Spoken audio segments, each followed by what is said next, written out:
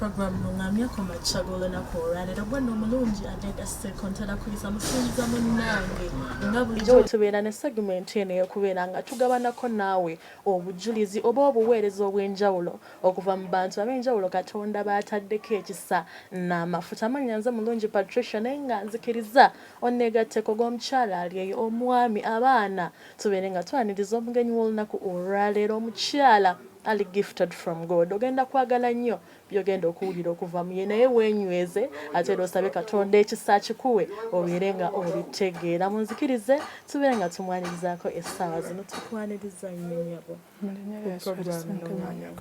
Amen. Mukama mulungi ekiseera kyonna. Yesu mulungi okwagala akola birungi byokka. Alina amaanyi n'obuyinza mu byonna. Alina okwagala, alimu essuubi. Nti Mukama azze ankola ebintu eby'enjawulo. Mukama nandabisa ku bantu ab'enjawulo. Mwe mutuukirivu na Nungamya, mwe mutuukirivu nampa okutegeera n'okumanya. Ayogera ku bulungi obw'ensi, n'ayogera ku bulungi bwe kubanga ye kabaka wa byonna. Amiina. Era ye kabaka w'okwagala, kabaka w'amaanyi, kabaka w'essuubi, kabaka w'obulamu, alina ekisa ekitaggwaawo. Mwe mutuukirivu aleese obulungi bw'abantu bano Mukama atuwadde ozadde, atuwadde abaana abalungi mu kisa kye, mu kwagala kwe. Awonyezza kubanga muwonya mulungi Yesu. Alina okwagala okutaggwaawo mu bulungi bwe. Mukama Katonda akoze ebirungi abikoledde mu kisa kye ne mu kwagala kwe. So Mukama atugamba nti no yogera ku bulungi obw'ebitonde, oyogere ku bulungi obw'ensi, oyogere ku bulungi obw'eggwanga. Mukama atubuulira amazzi agagenda okuyitirira obungi enkuba naye nga Mukama atulaga enkuba, atulaga omwala ogwe bwayise, najja tulaga ekisolo. Olusozi lwayo lugenda kumementuka naye waggulu gye lugenda omumementukira lugenda kuba abantu bagenda kukosebwa nnyo. Mukama agamba nti abantu babe nga basemberayo nnyo kubanga tebasemberera nnyo olusozi olwo kuba olusozi olwo lulina ekiseera ekituuka ne lubuguma. Nti Mukama atugamba nti basembereyoko, amataba gagenda kujja. Mwoyo Mutuukirivu n'atugamba ente zigenda kufuna akalwadde akagenda okujja naye nga kagenda kujjira ku muddo. Kagenda kubuuka kati katuule ku muddo bwe bati ng'entya bw'erya just eryako akawuka kagenda kudduka speed kagikoza n'esigaza magumba muno. Niba nga tekyalina bulamu tekyasobola kusa. Mukama agamba tusabire eggwanga Uganda nti Mwoyo Mutuukirivu abe nga asobola okutuyamba n'otusaasira akawuka ako kubanga tekasembera nnyo. Mukama n'atugamba ebbugumu liri meters 250 meters naye ebbugumu eryo bwe liba lijja nga litambuliramu empewo ejja square meters nga 2 naye nga ereeta endwadde. Kansa ne yeeyongera wuuyo naye Mukama atugamba tibbi ne yeeyongera obungi ennyo. So Mukama atugamba ennywa y'abantu sigala okubeera okumpi n'abantu. Mukama atugamba nti no eyo endwadde mbi nnyo. N'atulaga polio wuuyo n'ajja mu baana ate n'adda nnyo kubanga Mukama yamulanga keera. Ekisa kya Mukama kitugamba mu linnya lya Yesu erisinga amannya gonna okubanga okwegendereza abaana okugemebwa kubanga Mukama atugamba endwadde yiyo esembedde eya polio. Abaana ne bakyuka emibiri, abaana ne bagongobala, abaana ne babeera nga bali mu mbeera etali nnungi. Ebyo byonna okubyogera nga Katonda abikulaze. Nsuubira nti wakyaliwo ekisa kya Katonda okubeera nga abikyusa. Mu linnya lya Yesu Mukama ayagala abeegayirizi kubanga Mukama batugamba ba intercessor batuyambako nnyo. Batuyambira ddala nnyo okubeera nga ekigambo kya Mukama kitunyweza nti obubaka bwe bujja obw'ensi amataba. Omukama atugamba nti bwe kibanga Mukama akitulaze atugamba mu linnya lya Yesu erisinga amannya gonna okubeera nga tusaba. Ekisa kye ne kitunyweza mu kusaba, ekisa kye ne kitunyweza mu kwagala, ekisa kye ne kitunyweza mu buyinza bwa Mukama kubanga Mukama byonna asobola obikola talina kyatasobola kola. So God is telling us to pray so much. Amen. We have to pray. Ekisa kya Mukama kitunywereze mu kwagala kwe mu buyinza bwe. Amina mutendo. Mu linnya lya Yesu erisinga amannya gonna. Olunaku olwaleero omukyala gwendi naye alina obuweereza obw'enjawulo okuva ewa Katonda naye tutandikidde mu kaseera kali nga Mwoyo Mutukuvu alina by'amuyisamu okubeera ng'ayogerako gy'oli naye nzikiriza ate mu kaseera kano mbeere nga mubuuza ku mannya ge tetwategedde mannya nze nyinza okumanyi Mama Angel. Amina. Sowulira. Abasinga bayita Mami Angel. Nze Kironda Angela naye nga ebiseera ebisinga abantu aba bawuliriza neyita Mami Angel kubanga abantu bamita Mami Angel ne mbagamba nti obuweereza bwa Mukama tebwetaaga kwegulumiza. Mukama yaŋŋamba nti ye byonna. Ye kabaka wa byonna, ye buyinza bwa byonna, ye kwagala kwa byonna, obunnabbi buli mu ye, obusumba buli mu ye. Mu linnya lya Yesu erisinga amannya gonna oyo kabaka omulungi ataggwaawo kwegamba Mukama n'aŋŋamba nti obulungi bwe tebabwongerezebwako. Tekuli kwegulumiza nti weegatteko ebitiibwa. Nabbi ye nabbi. Yesu ye musumba asinga mu basumba. Nti Mukama agamba nti okubeerawo kwe n'okwagala kwe bwe bulungi bw'eggulu n'ensi. Okwagala kwe n'ekisa kye kwe kuwonyezebwa kw'eggulu. Talemererwa byonna abikola kubanga wakisa. Talemererwa kubanga abikola mu kwagala. Alina okwagala okutaggwaawo, alina ekisa ekitaggwaawo, oyo lubereberye. Nagamba I am the light of the world. Wulira eddoboozi bwe lyogedde. Amiina Yesu. Oli mulungi ekiseera kyonna, oli kwagala kw'eggulu, oli ttendo ly'eggulu. Naye Mukama alina kyandaga. Andaga omwala mugasi naye agulagira bwayisa wandisa ekigambo bakawempe gulina bajje gujoyininga naye gulimu baby mwana wa myaka 8. Mukama n'agamba nti no gugenda kutwala abantu, gugenda kutwala ebintu abaana. Kati Mukama atugamba gugaziye nnyo gulinga ogulina okufunda. Naye azannyo Yesu oli mulungi wakisa, oli mulungi ttendo, oli mulungi kwagala. Kyewuunyisa ne gye njogera simanyeeyo.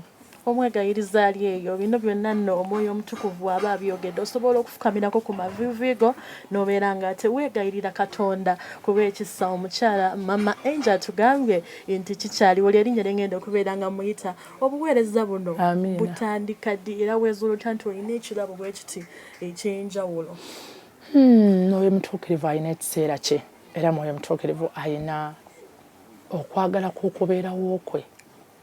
Nti Mukama ngamba mu linnya lya Yesu erisinga amannya okubeerawo kwe kwanzijuza ekisa kye, okubeerawo kwe kwanywereza mu kwagala kwe, okubeerawo kwe kwansitula mu kigambo kye, okubeerawo kwe kwakkira mu biro bye era kwakkira mu kisa kye n'akolera mu biro ebyo ebituufu. Ebyali ebituufu. Mu budde obutuufu. Twogera ku budde kyobo. Mu budde obutuufu obwa Yesu. Angambye bwe obudde obutuufu. Atonyesa enkuba mu budde obutuufu. N'ayakisa akasana mu budde obutuufu. N'akola ebirungi mu budde obutuufu. Mu myaka egitasukka myaka 5 n'akoleramu ebirungi kubanga Yesu mulungi wakisa. Amina. Obuweereza wa Katonda abantu ab'enjawulo bajja wano baagala obasabireko, baagala obaweeko obunnabbi. Naye waliwo ebintu by'otuuka ekiseera n'ogamba nti kati mulungi Patricia naze Katonda Omwoyo Omutukuvu alina kyangambye okwogera naye kankireke kubanga ajja kutya oba nja muteeka mu kaseera akazibu. Amina. Mukama ngamba bwe bati mu linnya lya Yesu erisinga Mwoyo Mutuukirivu yeewuunyisa, ye yentiisa era ye kwagala. Bw'ayimirira okukola ewali entiisa aleetawo essanyu. Mukama bw'agamba nti ekigambo kyange kiwe yogera ekigambo kye, ye agenda kuwanirira entiisa eyo kubanga ye kabaka w'entiisa. Aginaaza na musaayi gwe neevunnama nekkiriza ekigambo kye. Mwoyo Mutuukirivu n'akunyweza, Mwoyo Mutuukirivu n'akuwanirira, Mwoyo Mutuukirivu n'akukolera ebirungi kubanga ye byonna abikola. N'aŋŋamba nze ekitangaala eky'obulamu ekitaggwaawo. Mu ye atwakira kansa n'awona. Bw'akwakira mu linnya lya Yesu ewatali luzaalo oyo musajja ayakira bannange ebiro. N'aleeta oluzaalo olulungi mu budde obutuufu kubanga asobola.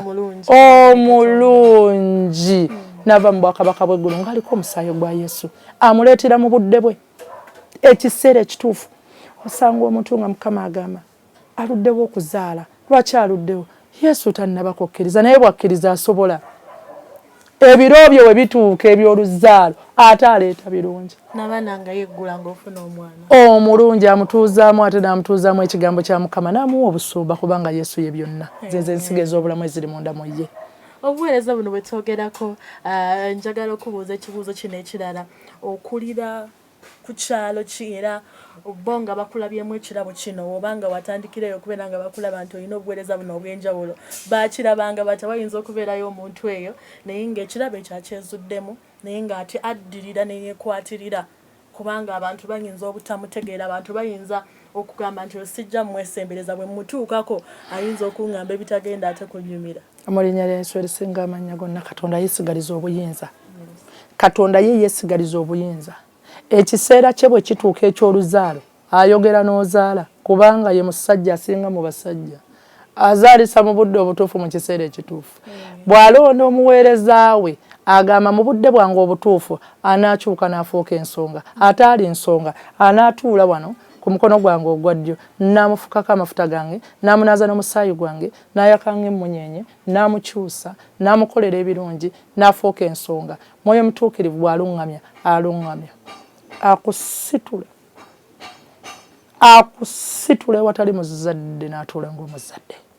Akolera mu kisa kye mu kwagala ewali endwadde ng'egaanye oyita erinnya eryo baliyita Yesu.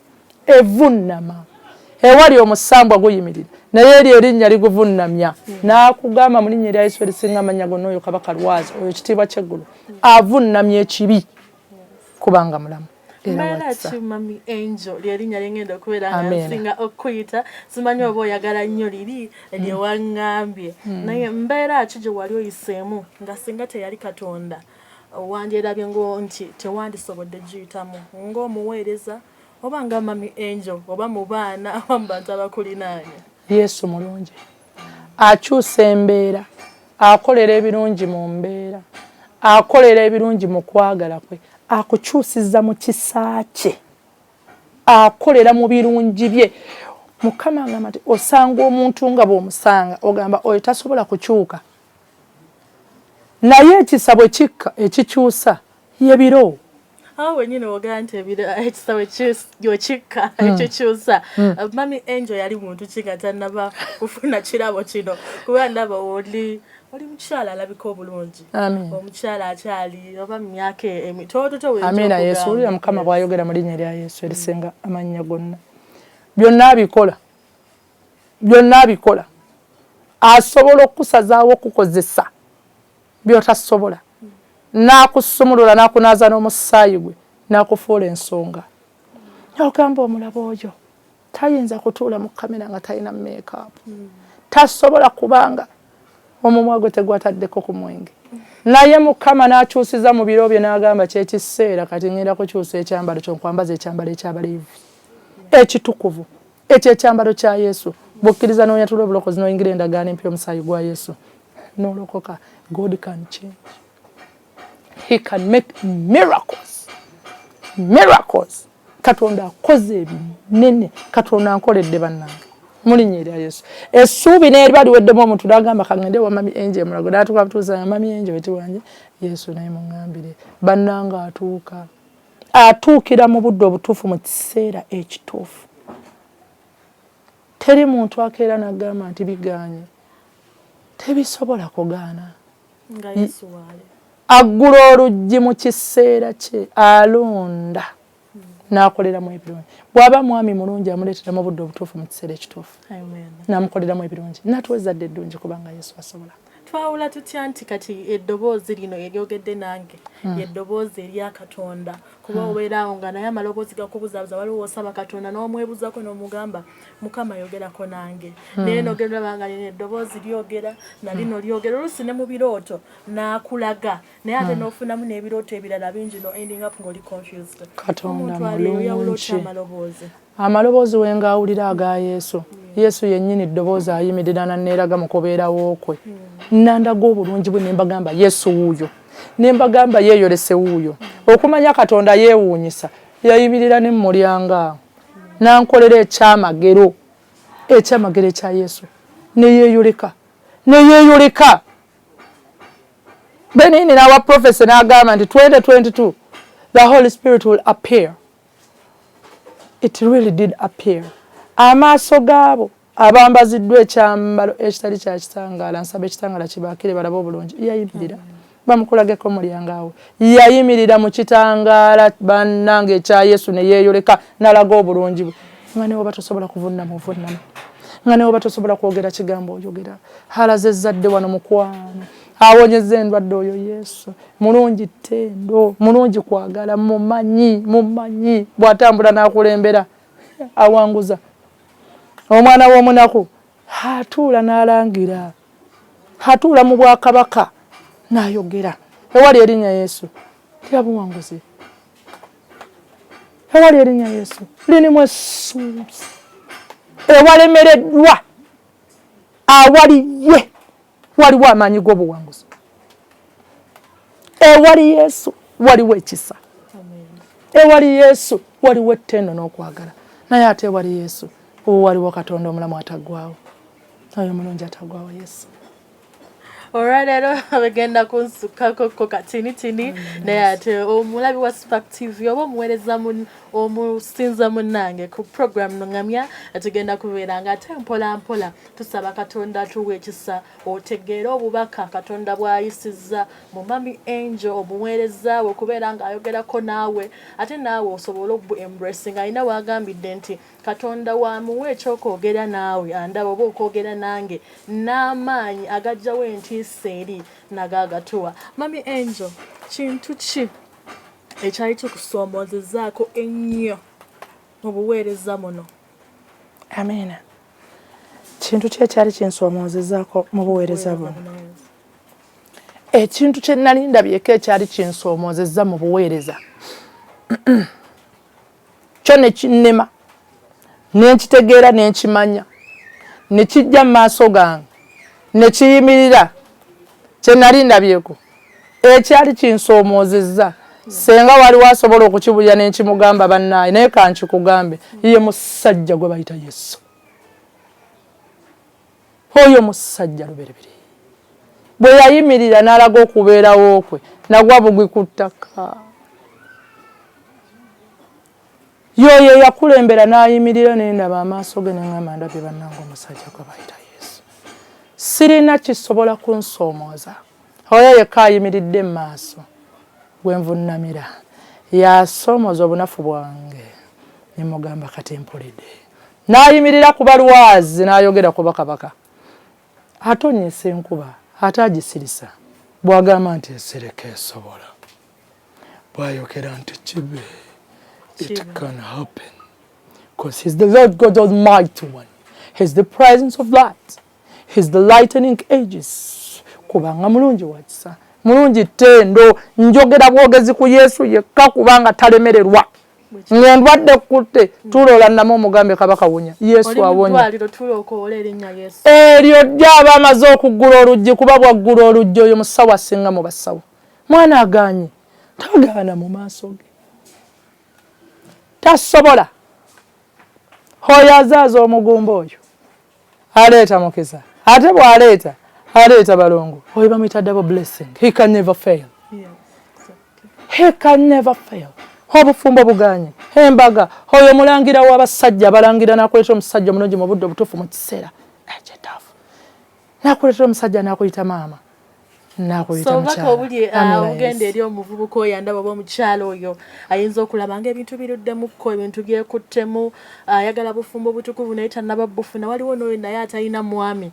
Ekigambo kigamba nti aleeta omwami omutuufu mu biseera bye ng'asazeewo. Omwami oyo agenda okwagala era agenda omuweesa ekitiibwa mu maaso g'abantu. Amiina Yesu. Omanyi ye kabaka w'obudde ayambadde ekyambalo ky'obudde, buno budde naye waliyo budde. Ayina ekyambalo yaŋŋamba toyambala ssaawa, nze sambala ssaawa. I have a timing limit of Jesus Christ. He's the timing limit of space because it's the greatness of space. He can lighten in the presence of the Holy Spirit in the name of Jesus Christ by the light of heaven. Mu kiseera kye mu kwagala kwe. Obudde tebunaggwaayo. Yawasaala omwana ku myaka 9. N'amugamba oli Katonda ataggwaawo. He can provide because he's the healer and he's the provider. Akuzaaza mu kiseera ekituufu. Mulimu guganye. Saba kabaka omugambe Yesu wange omulungi. Nkusaba ebyange mbikuwe. Bwekiriza omugambe mbikuwadde. Ayina ekisumuluzo ekiggula omukisa. Oluggula omukisa oyingira buyingiza osanga erinnya lye bayita Yesu era anazibwa omusaayi ogw'olubereberye ogutaggwaawo. Yalina ekisa kyasobola okukwambaza n'ogenda wali mu gy'obuyisa obuyisa. N'otuuka ensi yonna n'ekumanya olw'okwagala kwe n'ekisa kye. Oyo mulungi Yesu, oyo ttendo Yesu, talemererwa. Akugamba nti biganye, mugambe nina omusajja gwe bayita Yesu. Tebiganye. Yesu mulungi. What is your favorite Bible verse, Mamenje? Gy'osinga okwagala nti buli bw'obeeraawo gy'osinga okwenyumirizaamu, buli w'ogibikula booti, owulira essanyu, owulira amaanyi. Mpulira amaanyi. Verse gye nsinga okwagala. Ombuuziza ekibuuzo kye batambuuzangako. Verse gye nsinga okwagala. Already mutwe ngimanyi. Ngikubuulire. Jesus is the verse power. Amen. Wow. In all creations, he says, in all prophets, Mukama yangamba nti bw'oneeyita nabbi bw'anaatuuka ate bw'oneeyimwe yankogama nabbi ate gwe nga nawe oyimirira nabbi leka nabbi ayimirire akola obunnabbi. Ombuuzizza ekibuuzo nga ansa yagiwandiisidde nawandika ekigambo Jesus is the verse of all verses because it's the light of all verses. Ewali eri erinnya limementula buli nabbi yenna buli musumba. That is the best verse I've ever had in my life. Amen. Amen. Bible verse eyo ndowooza okiwulidde nti erinnya Jesus ebintu bya Katonda binyuma. Amen. Eri oyo omuntu atulaba kubanga okusingira ddala tulina omuntu gwe tuli mu kwogera naye essaawa zino ayinza okuba nga aweddemu essuubi, aweddemu amaanyi, alaba asabye naye by'asaba tebituukirira. Bubaka ki bw'oyinza okubeera ng'omuwa? Ombuuziza ekibuuzo ddamu ombuuza ekibuuzo ky'ombuuziza. Nti omuntu oyo ali eyo ayinza okuba asabye, yeebuuzizza Katonda, alaba ebiro biganye, asabye yeegayiridde oluusi wayisa emyaka 5 emyaka 10 asabye naye nga bikyaganye. Bubaka ki bw'oyinza okumuwa? Lowooza nti oluusi mu ssala zaffe ze tusaba ne zitayanukulwa wabeerawo obusibe oba oluusi biro bibe tannaba kutuuka. Mpozi wambuuziza kibuuzo ki verse gye nsinga okwagala. Kiddemu okimbuuza empulire. Bible verse gy'osinga okwagala n'ogamba Jesus. He makes a way where there is no way. Ebiganye abisumululira mu budde bw'obutuufu mu kiseera ekituufu. N'ogamba twakaaba ennaku, twalaba ennaku. Naye ate waliwo eyasumulula omukisa bamuyita Yesu. Taggwaamu maanyi, muwonya waali. Taggwaamu ssuubi, omuzaazi waali. Omusawo azaaza waali. Taggwaamu ssuubi, kitiibwa ntikko waali. Erinnya Yesu limementula ne limenya n'ekigambo kyekizikiza.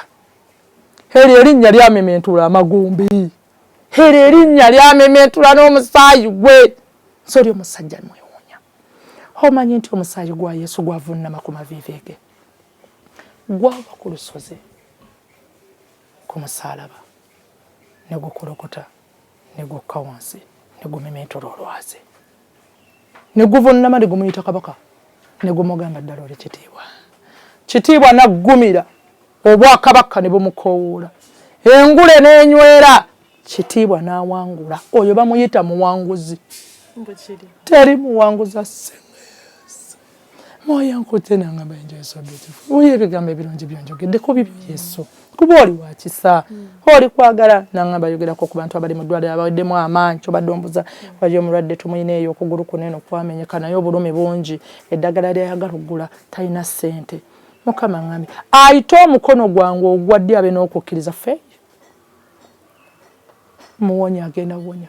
Osiriikirire we Katonda kusobola okusumulula okuva mu ndwadde.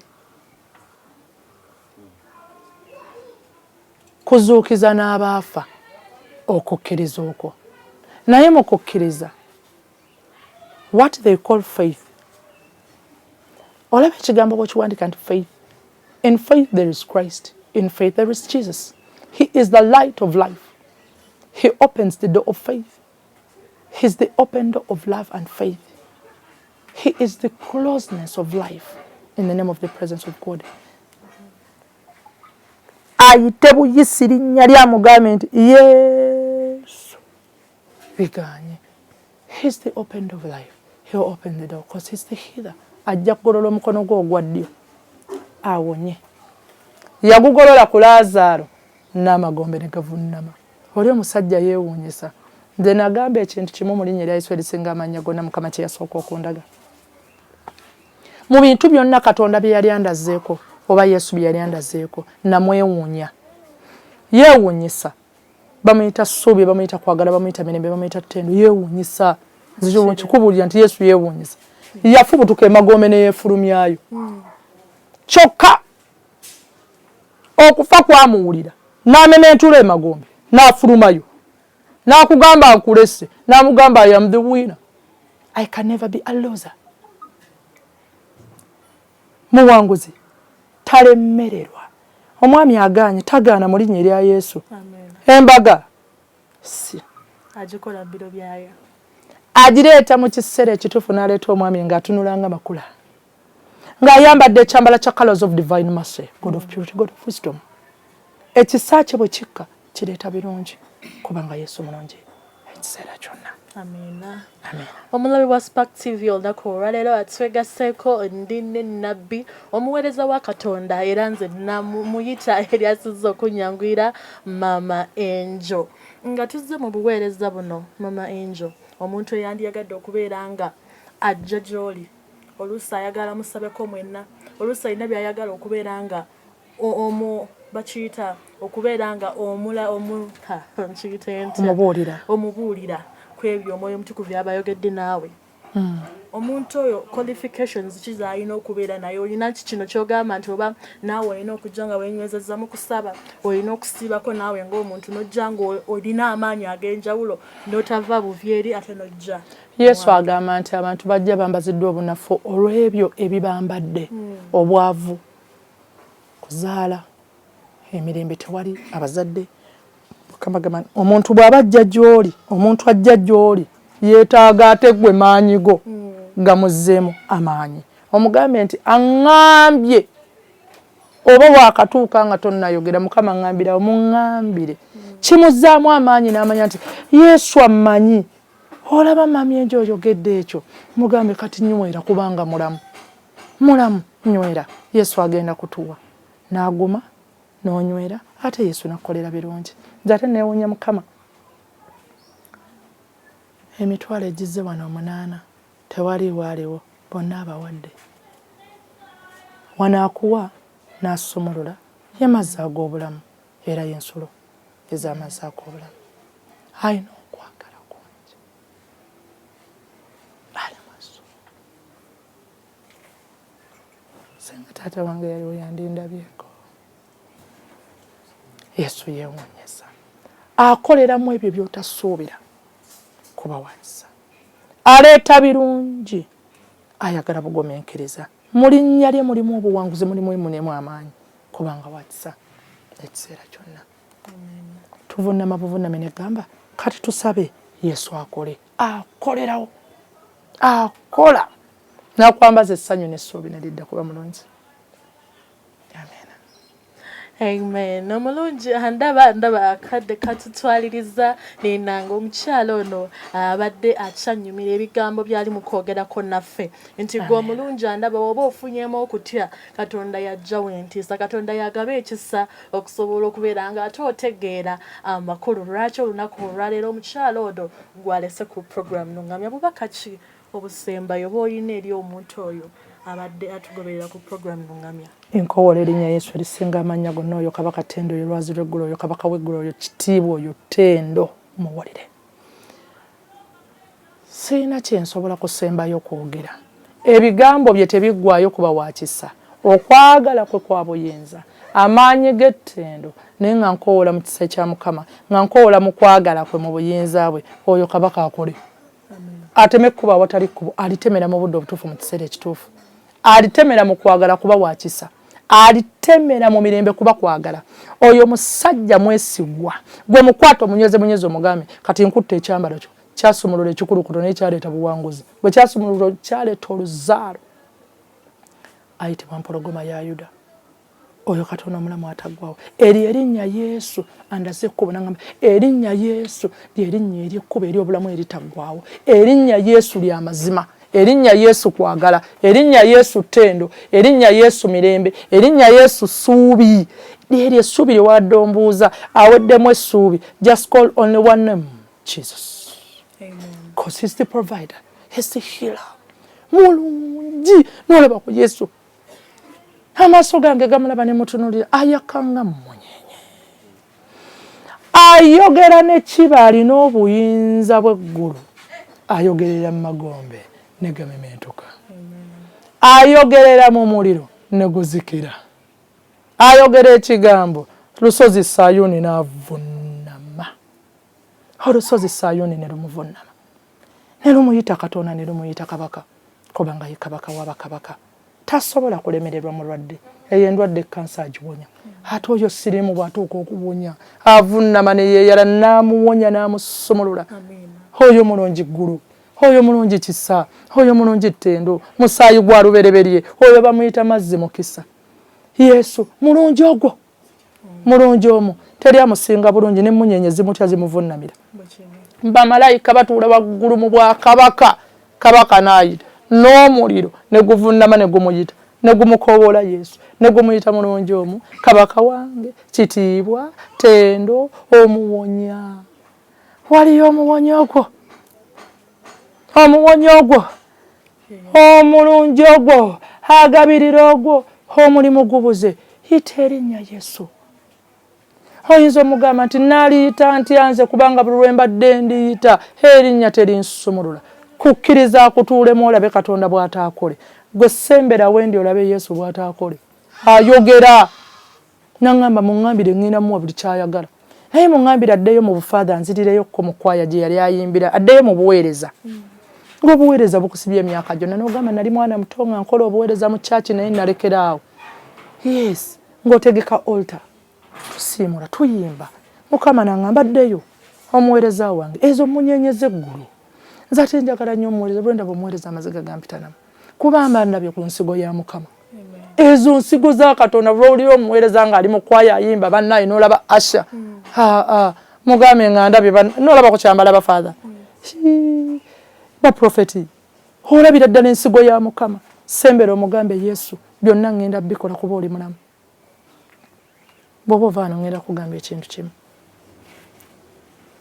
erinnya Yesu olimanyi kuba oli muweereza likwate bwe batyo olinyweze omugambe kati nkukutte bw'akulembera bw'ati ateme ekkubo ery'amazima ery'obulamu naye ateme ekkubo ery'obuwanguzi ateme ekkubo ery'omukisa agula n'oluggi lw'omukisa bemizimu n'emisambo byonna ne bivunnama wansi bivunnama n'empologoma ewulugumeka oli omusajja yeewuunyisa mulungi Amina. Tubadde twogera ku musajja Yesu era ng'erinnya lye kkulu mazima Katonda mulungi Yesu mulungi okusukkawo ne bwe tuyinza okwogera nti ne bwe tumuwaana tetumuwaana kimala naye gwe omulwadde ali mu ddwaliro gw'abadde awulira ng'embeera ekutabukidde tomanyi ogenda kukola otya ekigambo kye ngenda okwongereza ku bigambo bya Maama Angel kiri nti oyo Yesu ye muwonya koowoola erinnya Yesu w'obadde olaba ng'olemereddwa wokoowola erinnya Yesu ajja kuyingirawo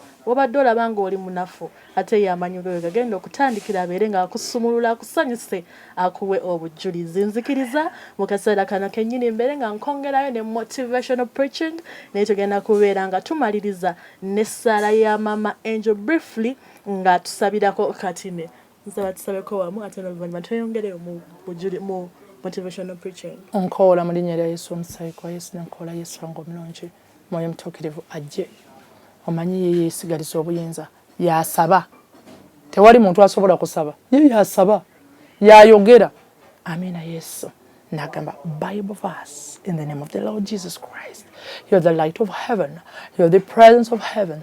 I came by the light of the heavens above. And he says to me, I am the light in the edges of life. I am the presence of glory. I am the light of glory. I am the greatness of glory. I am the God giver. I am the light giver. I am the presence of edges in the light of Jesus Christ. He says, I make a way where there is no way. I give by the name of the Christ in the name of Jesus Christ. I provide because I am the provider in the name of Jesus Christ. Now I am the Lord God Almighty. He says, I am the living one. I am the cross rider. I am the open rider. I am the giver rider. Now I am the Lord God Almighty. I give by peace.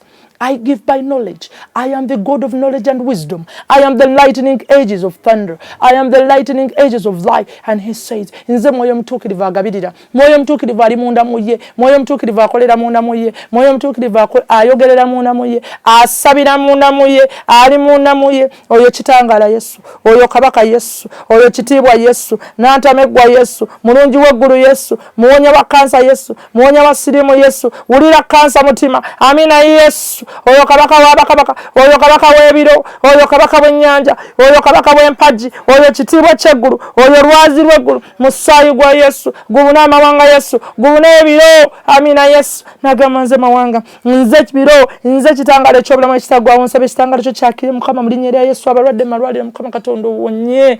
Oli mulungi atagwawo, oli mulungi ttendo, oli mulungi ssuubi, oli kitangala ky'eggulu, oli musaayi gw'eggulu, oli lubereberye gwawonye endwadde ne ziwulira eddoboozi lyo ne zivunnama, emisama n'emizimu ne bivunnama mu linnya lya Yesu. Amaanyi g'eggulu ne gavunnama, wulira Mukama bw'agamba, n'obusolya bw'amakanisa ne buvunnama mu linnya lya Yesu. Oyo Katonda akulembedde Mukama Katonda mu linnya lya Yesu. Nsaba akulembere mu linnya lya Yesu. Nsaba akukulembere mu linnya lya Yesu. Nsaba Mukama abangabire mu linnya lya Yesu. Nsaba ekisa kye kituwanire mu linnya lya Yesu. Mbeebaza mu linnya lya Yesu erisinga amannya gonna olw'ekisa kye n'okwagala okujja wano ne neebaza mu linnya lya Yesu. Aba Spark TV Mukama Katonda bawo omukisa, abagabirira abakola ebirungi munda mu mmwe, neeyanziza nnyo obubaka bwange mu linnya lya Yesu okuba nga butuuze mu mmwe. Nensaba Mukama Katonda omulungi atagwawo, oyo kabaka w'eggulu n'ensi, oyo kabaka w'okwagala, oyo kabaka w'amazima, oyo kabaka w'ettendo, oyo kabaka w'ebiro, ayambadde amazima munda mu ye, oyo nantamegwa amementula ekibi, amementula mu linnya Mukama Katonda bw'ayogera. Obufumbo obulemi oyo kabaka n'abuwanirira,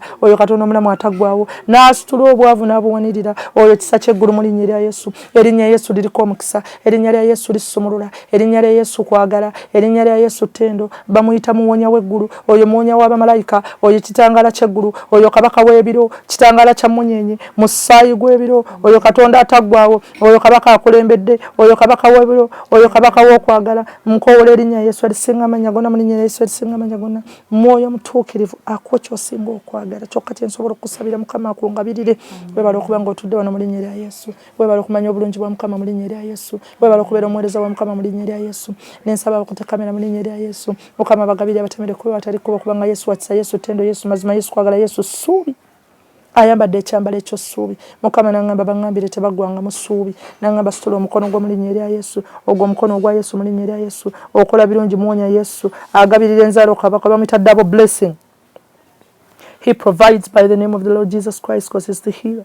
Angambye bampita mukisa, alina oluggi lw'omukisa, ateme ekkuba watali kkuba kubanga ekigambo eky'obulamu ekitaggwawo mu linnya lya Yesu. N'angamba gamba Patiri mwana mwoyo mutuukirivu mu linnya lya Yesu. Oyo Katonda omulamu ataggwawo, oyo kabaka w'eggulu n'ensi, oyo kabaka w'okwagala, oyo kabaka w'amazima. Amina Yesu. Abakulembere akole birungi. Namusinzanga Yesu, namutenderezanga ekiseera kyonna. Oyo Katonda omulungi ataggwawo. Abankomerere. Amina mu linnya lya Yesu byonna tubisabye okukkirizako kintu kikulu nnyo mu kusaba kw'osaba ne Katonda abeere nga akolera. Nzikiriza nga bwe nkugambye tubeere nga tweyongera mu motivational preaching tova